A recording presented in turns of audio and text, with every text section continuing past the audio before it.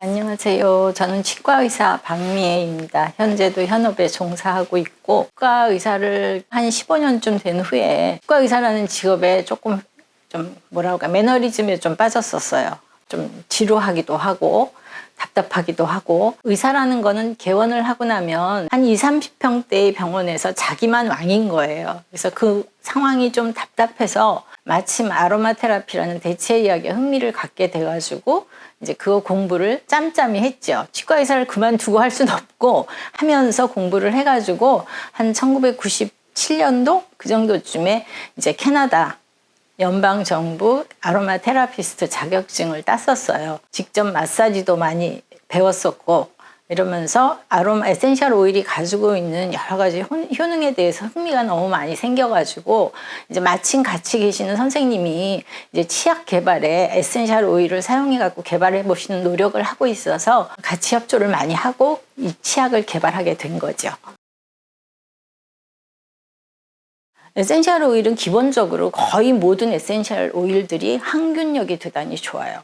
그리고 이제 그 중에서 가끔 가다가 보면 항곰팡이 기능이 있는 오일도 있고, 항바이러스 기능이 있는 오일들도 있고, 그 다음에 이제 이것이 정신적으로 진정 효과도 있는 반면에 어떤 오일들은 굉장히 집중력도 높여주고 각성하는 효과가 있는 오일들도 있거든요. 우리 자연 속에는 굉장히 많은 자연 물질들이 있지만 뭐 정신적으로, 그 다음에 육체적으로, 물리적으로 이런 효과를 갖고 있는 물질이라는 거는 거의 찾아보시기가 참 힘드실 거예요. 에센셜 오일은 우리 인류가 역사가 시작이 됐을 때부터 만약 어디 병이 걸리든지 어디가 다쳤을 때 뭘 썼겠어요? 식물을 어떻게 이용했을 게 제일 첫 번째 방법이거든요. 그러니까 에센셜 오일을 추출하진 않았더라도 식물을 으깨가지고 바른다든지 뭐 달여서 마신다든지 그런 것이 벌써 아로마 테라피의 시초라고 할 수가 있는 거거든요. 이제 거기서 이제 에센셜 오일이라는 물질을 발견해내고 그거를 사용하게 된 거죠. 에센셜 오일은 자연 생물이잖아요. 자기 식물에서 나오는 거잖아. 그래서 그 식물을 어떻게 재배했느냐, 어떤 토양에서 자랐느냐, 어떤 날씨에서 자랐느냐, 우리가 배나 사과 같은 거, 귤 같은 것도 어디 지역 산이냐에 따라서 이렇게 골라 먹듯이 에센셜 오일도 마찬가지예요. 그래서 에센셜 오일은 반드시 학명하고 원산지를 꼭 확인을 해야 되거든요. 저희가 지금 치약에 사용하고 있는 에센셜 오일들은 믿을 만한 곳에서 최고 등급의 에센셜 오일을 선별해서 들여와가지고 브랜딩해서 집어넣는 거거든요.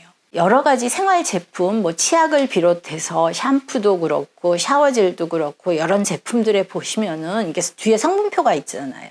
거기에 보면은 뭐 티트리 오일이 들어가 있다, 무슨 뭐 페퍼민트 오일이 들어가 있다 이렇게 쓰여져 있는데 이게 진짜 천연 에센셜 오일을 사용하신 것인지 아니 합성으로 된 건지 아니면은 질이 낮은 등급의 에센셜 오일이 들어간 건지 그걸 저희는 사실 감별을 할 수는 없어요. 식약처에서도 그거에 대한 구별은 전혀 할 수가 없는 상황이거든요. 믿을 만한 곳에서 구입해가지고 저희가 사용하는 수밖에는 없는 거죠. 장미 같은 거는 장미 잎사귀 이렇게 부서뜨리면 장미 냄새 엄청나잖아요.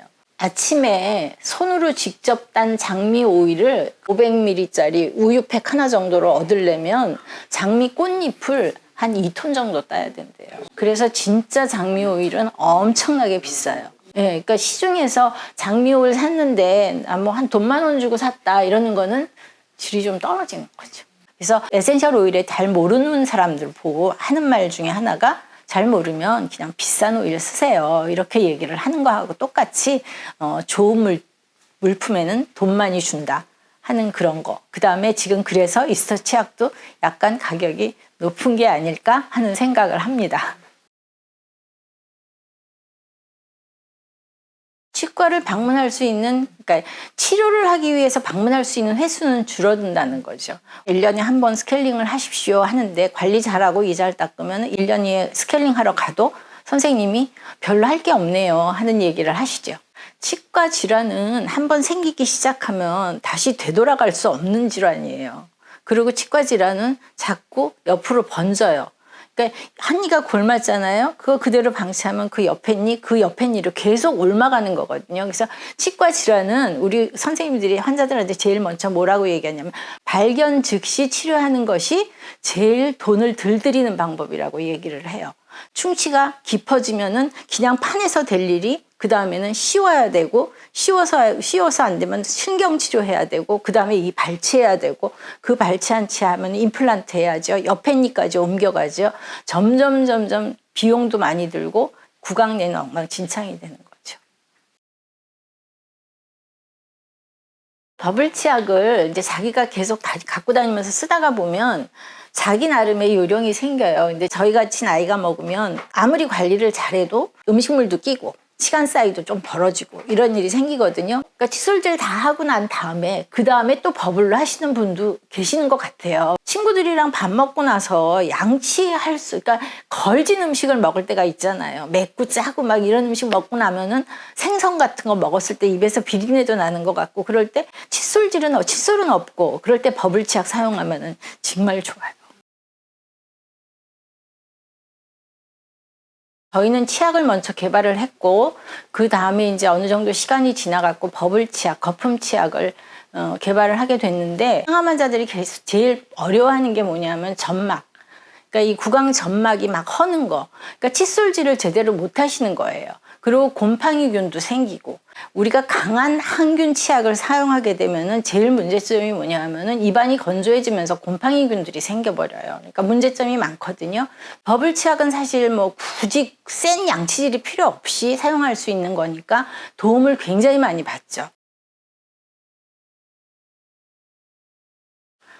이제 우리나라에는 기능성 치약이라는 것이 나와요. 이제 기능성 치약은 이제 사람들이 잘 모르셔서 그냥 막 기능성 치약 아무 치약이나 사용을 하는데 우리나라의 기능성 치약은 미백하고 실린니에 대한 거예요.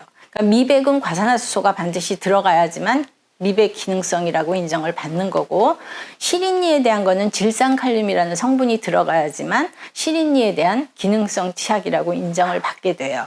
근데 저희 치약은 사실 그런 성분은 들어가 있지 않은데도 계속 그런 작용을 한다고 하는 거는 실린니라는 거는 일단은 신경하고의 가까워져 가지고 시리거는 거거든요. 그러니까 이제 칫솔질을 너무 세게 하셔가지고 치경부 쪽이 이렇게 많이 파인 분들도 이가 너무 많이 시리다고 하시고 잇몸이 안 좋아서 잇몸이 퇴축이 되면서 이제 뿌리 부위하고의 경계부가 노출이 되면서 이제 이가 시린 분들이 계시는데 이제 저희 치약을 항상 사용하시다 보면은 잇몸이 좋아지면서 잇몸이 단단해진다는 느낌을 많이들 받으시거든요. 그거는 본래 이제 치아에 더 가까이 딱 타이트하게 붙는다는 느낌인 거죠. 그러면서 이제 자극을 덜 받게 되니까 실린니도 개선이 된다는 거죠.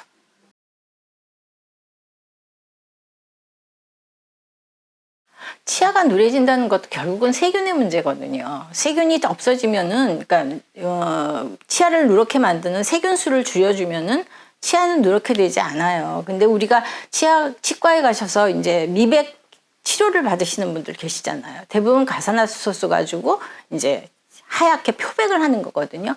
근데 그건 우리가 일정 시간 지나면은 자기가 먹는 식습관이라는 게 있잖아요. 커피 계속 마시고 차 계속 마시고 우리 빨간 음식 너무 많잖아요. 그런 거 먹으면 다시 또 색깔이 누래지는 거죠.